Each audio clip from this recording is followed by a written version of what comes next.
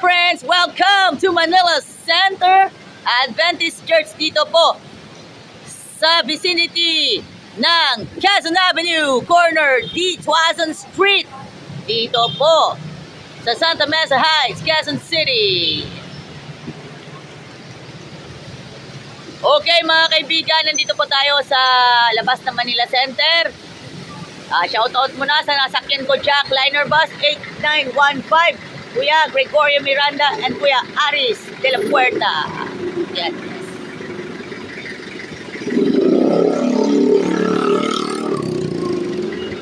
Ito po yung Manila Center Adventist Elementary School. Yan po ay Manila Center Adventist Church. Tara, let's pasok na tayo.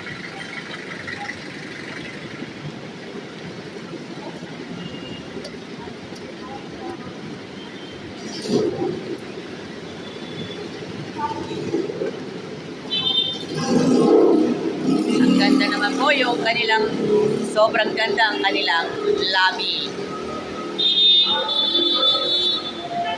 Na sinasabi ng Panginoon, I am the creator of the universe. Heaven is mine, the earth is mine, everything is mine. Kaya na, sambahin niyo ako. Pwede ba sabihin natin lahat, praise the Lord? Praise the Lord. Wow. Sabihan niyo, malapit niyo, masaya ako, nandito ako ulit.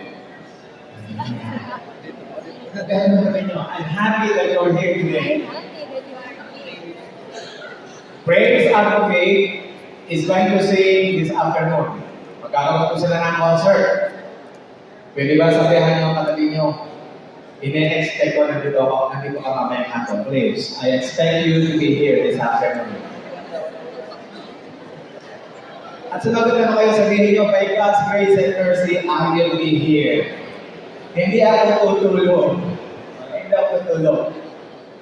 And not only this afternoon, we have a series of messages, and it's all about the message of the cross. Isang linggo po ito, simula ngayong gabi. Sana po, by God's grace and mercy, please, bumalik po kayo with your friends, with your families. And if you want to rededicate your life to God, this is the time, ito na po yung panahon para matuloy po tayo ang buhay natin sa Panginoon. Well, this morning I'd like to share with you the message of the cross.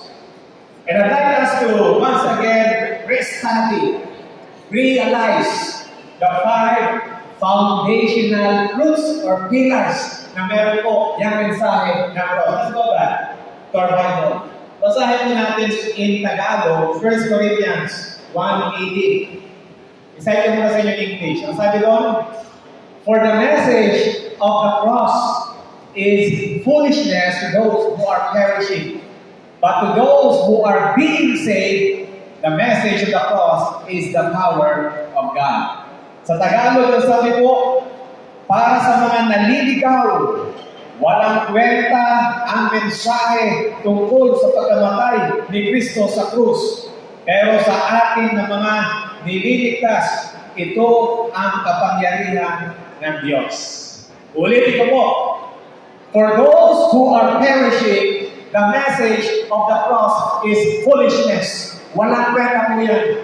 But for those who are saved and being saved, the message of the cross is the power of God. Jesus forgave you. Jesus offered forgiveness. Jesus absorbed the wrath of God, yung galit ng Panginoon. Imbis na kay Ponching, sinalo po ito ng Kristo. The full wrath of God was absorbed by Christ in the cross. Kaya nga, the offer of forgiveness is for you.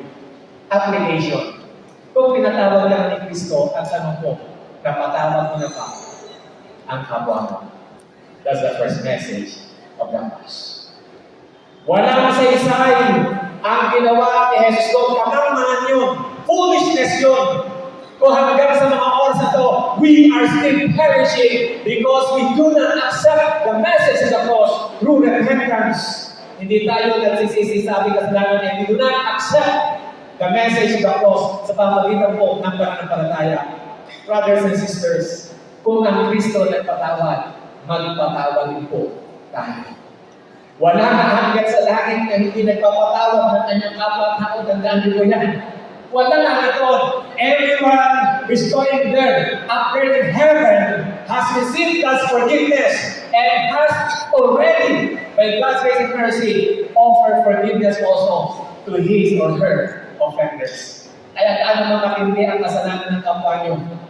Ang Diyos nagpatawad, magpatawad din po tayo. Ibang klase po ang mensahe ng cross, mga minamahal na kapatid.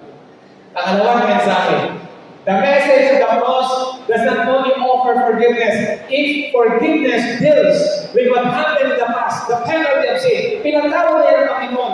Ang sabi ng Father Conchi, hindi ka na guilty. I am declaring you righteous because of what Christ did in the cross. Ngayon, the second message is Romans 5:8, Romans 5:10, sabi doon, by the death of Jesus Christ in the cross, reconciliation is ours. Ang tindi ng kasalanan. Karanasan niyo ba i-betray kayo ng mahal niyo sa buhay? You are in a relationship. Then after some time, you will learn that that relationship is actually been broken, been violated years ago pa. Bakit? Kasi yung kinakasama nila, meron din ibang kinakasama because of the crime of relationship. And you were shattered. Ang hirap mo ng mga minamahal kapatid. And because you are shattered or you were broken, what happened? The glass collapsed, bumagsak ang pagtitiwala. Ano ba nangyari? Relationship was missed. Wala na magandang relasyon. But here comes the time. Ang sabi mo doon sa nagkasala sa iyo, pinapatawad na kita. Pinapatawad na kita. Yes! He is forgiven and yet the relationship was not restored. He is forgiven and yet the good relationship was not reconciled. Wala ka ng tiwala, wala ng magandang relasyon. Di ba gano'n? Pansinin nyo ang inyong mga naging ex-boyfriend, ex-girlfriend. Pinatawad mo na, pero hindi rin nagkapalitan. Well, that's human factor. But in the eyes of God, there was this what we call broken relationship. Sin is very serious. Sin is critical. Ang kasalanan po, sinira ang relasyon natin sa Diyos. Nagkaroon mo ng nagkatawagan ng divided wall. There was this what we call gulf. Ano po, nagkaroon ng pupag sa gitna. And we cannot be reconciled to God because in the eyes of God, tandaan nyo, masusunod po tayo because God is like a fire for us who are fallen. Tayo po lahat ng kasalanan. Sila ang relasyon. Anong tuloy sa akin ng Diyos? According to the Bible, Ponching, you are my enemy. Ponching, you are alienated. Ponching, stranger ka na. Ponching, adversary ka na. Kaaway kita. Yun ang mabigat sa lahat. Pero alam niyo ang ginawa ng Diyos? Through the death of Jesus in the cross, relationship was restored. Through process of restoration, naalala mo kayo nung bagong kasal pa tayo? Yung mga estudyante na sa Baisa, tandaan niyo? Yung mga estudyante sa Baisa masyadong close kay Pastor Launch, sa Mac, no? Tapos sinasabihan pa ako, I love you, Sir Bonch. Mga estudyante ba yan? Eh, syempre, kung iisipin na asawa mo. Di ba magseselos? That's the natural inclination or tendency of the heart. Because our heart is corrupt. Tandaan nyo. Bakit meron seloso sobra-sobra? Bakit meron naiinggit? Bakit meron korupsyon? It is actually the issue of the heart that is not changed by the grace of God. But as we journey towards maturity, nakita ko po na binabago kami ng Panginoon. Ang dating sobrang selosa, ngayon konting selos na lang hanggang sa wala ng selos. Amen. Ang sasabihin ng asawa, Lord, bahala na po kayo kay Ponchi. Hospital in Africa. I forgot the name of the hospital. Pero sa akin sa kwento, itong batang ito, tinuruan ng mga nurses. Tinuruan siya na, read your Bible, pray every day. Yung bata natulog. Tinuruan siya na, Jesus loves a little kid. Yung bata tumang-tuwa. At ang sabi ng nurse, you know what? You know what, girl? Jesus is kind. You know what, girl? Jesus gives food. Jesus shares clothing. Jesus, okay, gives food to the hungry. Ang bait ni Jesus, yung bata naman, nakikinig lang. until one day, this little girl was unable to control what's inside her heart. At sabi niya, alam niyo po, ilang araw na rin kinukwento sa akin si Jesus. Actually, kilala ko po si Jesus. Nabigla yung mga nurses natin and doctors.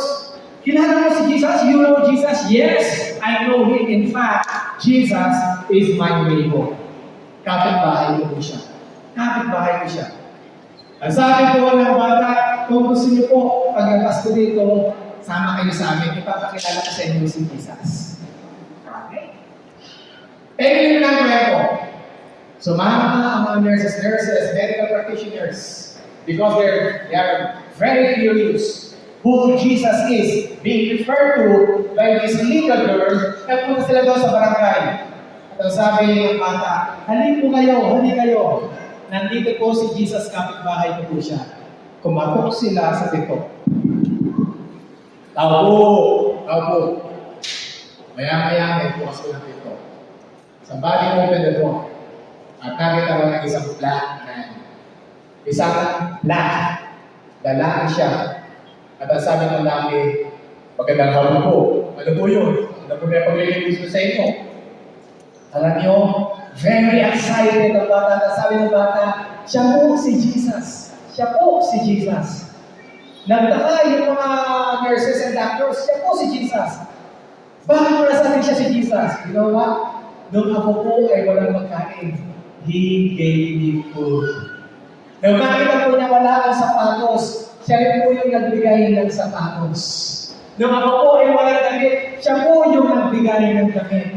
Siya po si Jesus Christ. Marami na mga kaibigan, members, transient visitors of this church. Do they see Jesus in our life? Every born-again Christian, every born of God, everyone who accepts the cross, everyone who accepts Jesus becomes a witness. Kamusta kayo sa inyong kapitbahay?